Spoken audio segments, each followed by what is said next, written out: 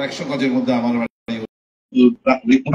আমরা পাবনা শহরে যখন বিএনপি ছাত্রদের কথা বলার মানে 80-র দশকে একদমই পাবনায় এই ছাত্রদল বিএনপি 1-2 নম্বর না 4-5 নম্বর সংখ্যা ছিল।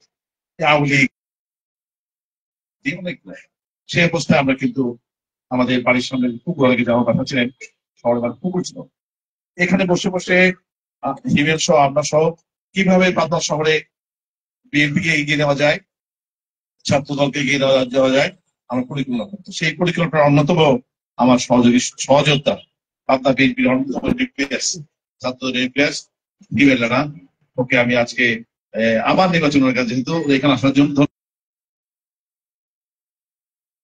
ছোট ভাই, আমি পাবনা শহরে তাদেরকে নিয়েই সবসময় রাজনীতি করেছি। আমার ছিল সবসময় দলের মধ্যেও অনেক সময় কম্পিটিশন থাকে, এই কম্পিটিশন সবসময় পাশে ছিল।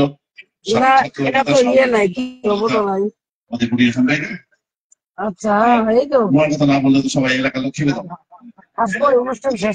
জননেত্রী আমি দেখলাম যে যদি আমার সাথে পাশে না থাকতো প্রথম থেকে প্রথম দিন থেকেও আমাকে সহযোগিতা করেছে। এই এলাকার পথ চলা সহজ হয়েছে। ঢাকা মহানগর বিএনপির দক্ষিণ সদস্য সাবেক ছাত্র নেত্রী আইবুল সুলতান রুমা এখানে এই অঞ্চলের যুব দলের প্রত্যেকটি ইউনিটের আহ্বায়ক সদস্য সচিব, সভাপতি, সাধারণ সম্পাদক, বিভিন্ন ইউনিয়ন থেকে আগত নেতৃবৃন্দ সবাইকে আমার দলের পক্ষ থেকে, আমার পরিবারের পক্ষ থেকে এবং ধান শীষের পক্ষ থেকে আপনাদেরকে অনেক অনেক শুভেচ্ছা, অভিনন্দন। প্রিয় ভাইরা, আমি আর ওই অতীতের কথা বলবো না, কি করেছি না করেছি, কিছু করেছি বলেই তো দল এত বড় দেখা এমনি এমনি তো দেয়নি। যখন জেলা কমিটি হয় তখন কেন্দ্রীয় কমিটি দেয় না, কেন্দ্রীয় কমিটি জেলা কমিটিকে নির্ধারণ করে। জেলা কমিটি দিয়েছি না, এখানে উপজেলা কমিটি দিয়েছে। হিমেল মনে ইচ্ছা করলে অনেকটা এখানে দিতে পারে, আবার নিয়েও নিতে পারে, তাই না? আবার ইউনিয়ন কমিটি করেছে, কিন্তু যখন কেন্দ্রীয় কমিটি হয়েছে তখন তো আর এই অন্য কেউ ছিল না। কেন্দ্রীয় কমিটি করার ক্ষেত্রে এখন বিএনপিতে এই বেগম খালেদা তার এখন বাইরে হাতই নেই বাস্তব। সুতরাং আমাকে মূল্যায়ন করেছে, মানে কিছু অতীতে গত 42 বছর রাজনৈতিক জীবনে কিছু না কিছু কতবার মার খেয়েছে এটা সেটা বলে আমার সময় নষ্ট, এটা আপনারা একসময় জেনে ফেলবেন, তাই না? এলাকার জন্য এসেছি, জেনে ফেলবেন, সেই যখন জানবে তখন বুঝবেন আমি ওই প্রসঙ্গে যাচ্ছি।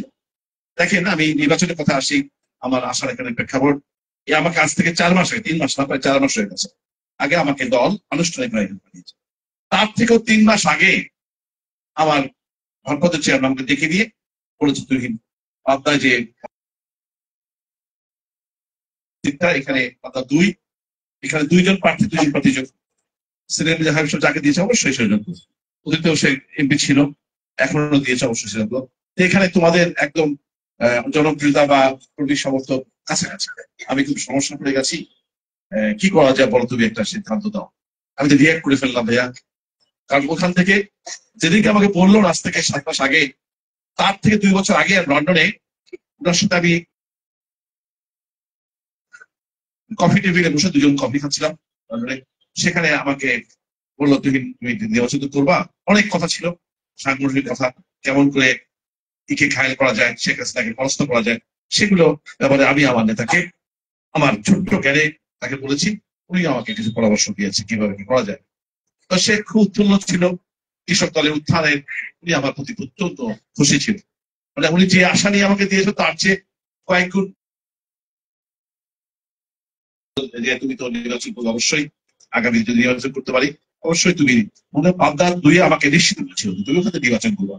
হ্যাঁ, বলেছে শুধু নির্বাচন করার ক্ষেত্রে যা যা সহযোগিতা প্রয়োজন অন্যান্য পাবনার বাকি 4 প্রার্থীকে যা না করো তোমার তার চেয়ে বেশি করো, মানে সহযোগিতা যেমন আর্থিক তাত্ত্বিক অন্যান্য সব বিষয়ে হেল্প করে বেশি। ভাইয়া, আপনি এখন বলছেন যে এখানে 2 প্রার্থী 1 প্রার্থী, আমাকে তো 2-3 মাস বছর 2 আগে তো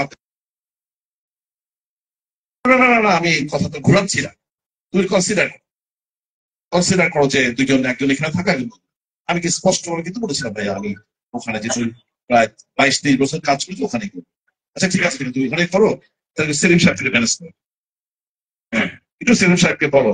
আমি সেলিম সাহেবের সাথে বসেছি, উনি বলে তুই আমার তো কিছুই নেই, আমার তোমার যে পটেনশিয়ালিটি, তোমাকে যেখানে সেখান থেকে তুমি বিজয় হয়ে আসতে পারো। আমার তো এই পাবদা 2 এর পাশের সিটে দিলেও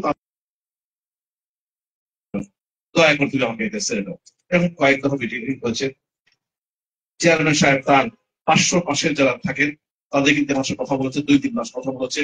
এবং কি ওখানে লন্ডনে ওনার পাশে যারা থাকে তাদেরকে বলেছি তুমি যদি জিত করে, যেটা আমি কথা দিয়েছি আমি ওখানে যাবো। কিন্তু এই অবস্থা নিয়ে এই উনি পাতা দুইজনকে নিয়ে প্রার্থীকে বিপদ অবস্থা আছে। আমি চিন্তা করলাম আমার নেতা আমার নমিনেশনের বিপদ থাকবে। ছাত্র আন্দোলন এসেছে, আমার দল আমার নেতা প্রিয় নেতা সে আমার নমিনেশন নিয়ে বিপদবোধ করবে এমন দল করার পছন্দ। আমি তারপরেই আমি তার কয়েকদিন পরে এবার হজে গিয়েছি জানেন সপরিবারে। আগেও একবার 2012 হজ করেছি, এবার আমি আমার পরিবারের সদস্য নিয়ে হজ করেছি। হজে যাওয়ার কয়েকদিন আগে আমি ওনাকে বললাম চেয়ারম্যান আপনি আমাকে দিয়ে একটু বিপদ অবস্থা আছেন, কোথায় ইলেকশন করাবেন ওখানে সেলেকশন। আমি একটা কথা বলছি, অসুবিধা নেই, দেন কোনো সময় হাসি মুখে আমি আপনার সিদ্ধান্ত পালন করি। নাও দেন করে না, তোমার মতো ছেলে যদি ইলেকশন না করে তাহলে মাঠে একটা ব্যাড মেসেজ। তোমার মতো একটা সাকসেসফুল নেতা যদি আমি নমিনেশন না দিই, আমি তো খুশি হবো, তুমিও খুশি না, তোমার হাজার হাজার নেতা কর্মী হতাশ হবে, তুমি তো নমিনেশন করতে হবে। তাই ভাই আপনি যা আমার ভালো মনে করেন করেন বলে আমি হলে চলে গেছি। তার কয়েকদিনের মধ্যে আমি হলে চলে গেছি। অস্থির ফিরে এসে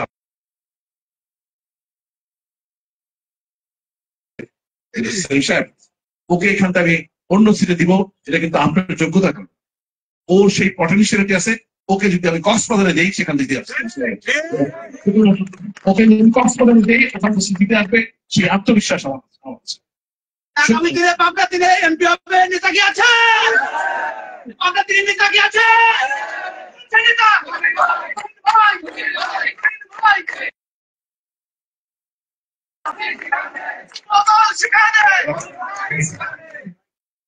আমি এই কথাটা যেটা কি বললাম নাকি বলে আমি মনে করছি যে ভাই আমি হজে চলে যাবো, আপনি তুমি তাহলে আজকে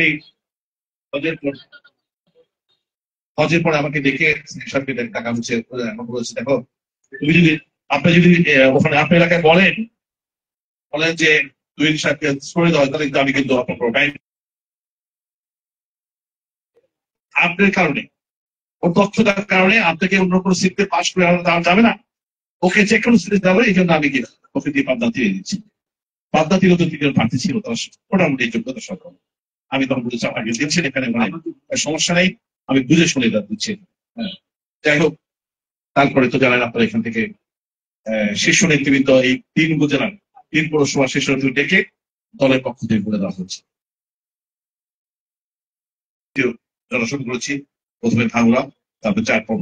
এই 3টে উপজেলায় কিন্তু বিএনপির একেবারে দায়িত্বশীল নেতারা একটাতে এই বিভাগের কোঅর্ডিনেটর সালাম সাহেব এসে আমার সাথে ধানা শেষ করে দিয়েছে, আপনি দেখেছেন ভাঙড়া।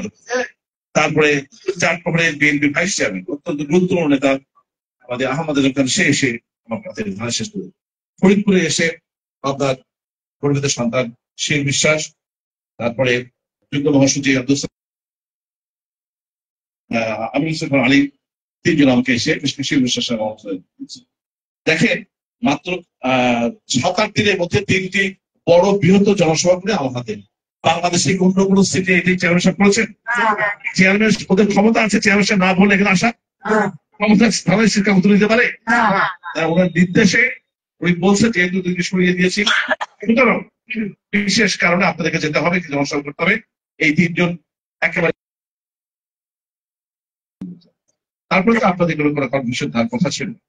তারপরে দেখেন যুবদলের কথা কি বলবো, যুবদল তেমনি বাংলাদেশের সর্বোচ্চ বা বিএনপির মধ্যে যে অংশগ্রহণ হয়েছে অবশ্যই যেহেতু দীর্ঘদিন ছাত্র দল বড় ছিল কিন্তু প্রতিষ্ঠানগুলোতে নৈরাজ্যের কারণে কারণে আমাদের ছাত্র নেতারা দোষ দিচ্ছিলেন, ছাত্র নেতারা ক্যাম্পাস দিতে পারেনি, তাদের পরিধি রাজনৈতিক পরিধি কমে গেছে, কিন্তু যুবদল সক্রিয় ছিল বাংলাদেশের ক্ষতিগ্রস্ত হয়েছে। কিন্তু এই যে যুবদল অনেকে ক্ষোভ প্রকাশ করেছে, আমি এই ক্ষোভের সাথে আমি দ্বিমত পোষণ করছিলাম। কিন্তু যুবদলের তো ফরিদপুরে প্রায় অধিকাংশ 2-4 জন যোগদান করেছে, অধিকাংশ নেতা তো প্রথম দিন থেকে আমাকে না দেখে তো রিসিভ করেছে, তাই না? যুবদলের এখানে যা 2টি ইউনিট রয়েছে তো তার করেছে, ভাঙড়াতেও প্রায় অধিকাংশ নেতা কর্মী করেছে, চাঁদপাহাড়েও একটা অংশ করেছে, একটা অংশ করেনি, আহ্বায়ক সাহেব করেছেন। তাহলে এখানে তো যুবদলের যে 6টি ইউনিট রয়েছে তার 8টা ইউনিট প্রায় প্রথম থেকে, কেউ কয়েকদিন পরে থেকে করেছে। হ্যাঁ, সুতরাং কিছু ছোট ছোট সমস্যা ছিল। আমি কিন্তু টিমের দ্বারা এবং মনিরকে বলেছি, তোমরা আজ থেকে প্রায় 2 মাস আগে বলেছি তোমরা আসো এখানে, এসে সবাইকে ডাকো, কারণ ইতিমধ্যে আমি কৃষকদের সাথে বৈঠক করেছি, শ্রমিকদের সাথে করেছি, মহিলাদের সাথে করেছি। আর অন্যগুলোর সমস্যার কারণে আমি স্টপ হয়ে গেছি, যে আজকে যদি যারা আসেনি তাদের মধ্যে মিটিং, অবশ্যই আমার প্রতি সম্মান প্রদর্শন অবশ্যই আসতো, হ্যাঁ আসতো, কিন্তু যারা নাই তারা এমন খারাপ। এই জন্য এই 3 দিন জন্য ডিএম বলছে, ভাই যেদিকে ঘোষণা হবে তার 2-1 দিনের মধ্যে আমি এটা করবো, সে ব্যবস্থা করেছে, তারা কথা রেখেছে। এবং যারা অনেকে বলেছিল যে ঠিক আছে আমরা চূড়ান্ত প্রার্থী ঘোষণা হবো, তো অপেক্ষা করবো তাদের। এখানে দেখেন, যদি বিএনপি গ্রুপিং কনসিডার করেন তাহলে এখানে বিএনপির প্রকৃতপক্ষে 3টে অংশে বিভক্ত ছিল। আনোয়ার সাহেবের নেতৃত্বে একটা অংশ ছিল, ওদিকে খেয়াল করার অংশ ছিল, মাসুদের নেতৃত্বে ছিল আরেকটি হিরা সাহেব নেতৃত্বে ছিল। তা এখন মাসুদ আমার ঘনিষ্ঠ বন্ধু, জানেন আপনি, স্কুল কলেজে একসাথে ছাত্ররা করেছি। তা এই যেদিকে ঘোষণা করলো ঢাকায় ছিল, আমাকে আসলো, এসে মন খারাপ করলো, বসে আমাকে বললো যে সালাম সাহেব বললেন যে তুই মাসুদ কিছু করা যাবে না, চেয়ারম্যান সাহেব বলে দিয়েছে তোমাকে, মন খারাপ করে বলে তাদের আমার সাথে চেয়ারম্যান সাহেব কথা বলে দিতে হবে, কথা বলে। আমি 5 মিনিটের মাথায় মাসুদকে নিয়ে নয়াপল্টনে বলেছে তুমি ওর পক্ষে কাজ করো, কাজ করে তোমার সাথে অবশ্যই দেখবো। তারপর মাসুদ তো আমার পক্ষে কাজ করেছে, তার নেতা কর্মী অধিকাংশ আমার সাথে কাজ করছে। তার বাকি থাকতে আমার সাহেব তাদের সাথে যোগাযোগ করেছি। যেদিনকে আমাকে নমিনেশন করা হলো, ঢাকাতে ডাকা হলো, ওই দিন রাতেই আমাদের আরেকজন প্রার্থী আসলে হীরা আমার কাছে লিঙ্ক করেছে, ভাই কবে পাবনা আসবেন, আপনার সাথে দেখা করবো। ওই দিন রাতে কিন্তু যেদিনকে ঢাকাতে নেতৃত্ব ডেকে নিয়ে গেছিল, হীরা সাহেব আমাকে লিঙ্ক, তার 2-3 দিন আমি এসেছি, পাবনা শহরে এসেছি। যেদিকে শহরে এসে এদিকে রাতে পাবনা শহরে বাসায় এসে গিয়েছে, আমার সাথে খাওয়া দাওয়া করেছে, আমাকে ফুলের মালা দিয়ে বরণ করেছে, করেনি? দেখছেন, আমাকে ফুলের মালা দিয়ে বরণ করেছে। তারপরে ভাঙুরা প্রকাশ বক্তব্য দিয়েছে। তারপরে তারা আমার এই তাকে নিয়ে চিন্তা এবং কিছু সিরিজটা কাজ করবে, সে দলে আমাদের শক্তিশালী নেতৃত্ব, সে কাজ করছে। তারপরে আনোয়ার সাহেবকে দলের পক্ষ থেকে অনেকবার বলা হয়েছে, দলের মানে আমাদের ভারপ্রাপ্ত চেয়ারম্যান বাদে যারা যারা সাথে দেখা করতে গেছে ডেকে ডেকে সবাইকে গিয়েছে, উনি বলছে না ওনাকে চূড়ান্ত করেছেন, যার পাশেরই আমি দোষ ধরছি না। আমার কথা হচ্ছে ওনাদের পরিবারের পক্ষ থেকে আমার সাথে যোগাযোগ করা হয়েছে, যাদের কথা বলছি আমি প্রতিদ্বন্দ্বী প্রার্থী, সবার পরিবার, তাদের ছেলেরা, প্রার্থীরা আমার সাথে বিভিন্ন সময় কথা বলেছে। এই কয়েকদিন আগে সবাই কথা বলছে, তাদের কথা ছিল যে যেদিকে প্রার্থী ঘোষণা করবেন সেদিকে থেকেই আমরা আন্তর্জাতিক